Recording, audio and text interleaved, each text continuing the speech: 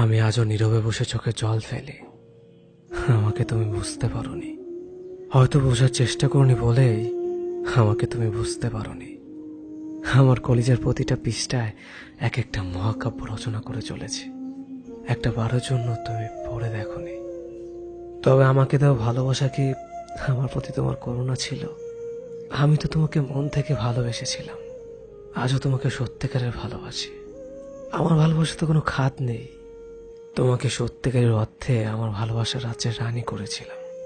সবকিছুর পরও কেন কেন এভাবে আমার থেকে দূরে চলে গেলে? সবটাই তো জানতে কতটা পাগলের মতো তোমাকে ভালোবেসেছি। হায়রে দুনিয়া, এই পৃথিবীতে সত্যিকারের ভালোবাসার কোনো দামই নেই। তোমার দেওয়া ভালোবাসাগুলো হয়তো অভিনয় ছিল, তাই না?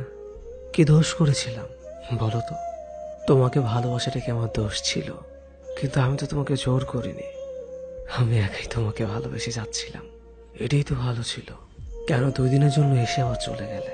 আমাকে ভালোবাসতে যদি তোমার এতটাই অরুচিকর হয়, তবে কেন তুমি আমাকে মিথ্যে স্বপ্ন দেখালে?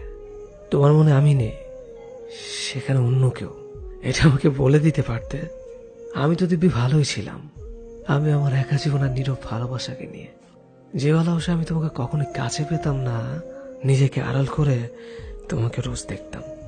যে ভালোবাসা আমি একাই নিজের ভালোবাসার কথাগুলো বিড়বিড় করতাম। তোমাকে আজও খুব মিস করি। শুধু মিস করো না, তুমি আজও তোমার কলের আশায় থাকে।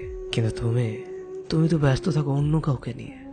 যে কটা দিন তুমি আমার সাথে ছিলে, মনে হচ্ছিল আমি হয়তো জিতে গেছি তোমাকে আমার জীবনে পেয়ে। কিন্তু না, সেটা ছিল ক্ষণিকের জন্য। আমি পেয়েও তোমাকে হারালাম।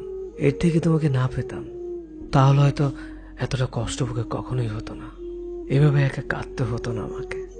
আচ্ছা, একটা কথা বলি, আমার মতো কি তোমাকে অন্য কেউ ভালোবাসতে পারবে? না, পারবে না।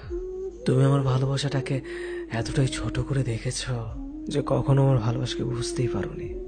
শেষবারের মতো একটা কথা বলবো, কে তোমাকে আমার থেকে এত বেশি ভালোবাসে? কার জন্য তুমি আমাকে এভাবে কষ্ট দিচ্ছ? সুখে থাকো তুমি তাকে নিয়ে, আমি না হয় একাই তোমাকে ভালোবাসবো।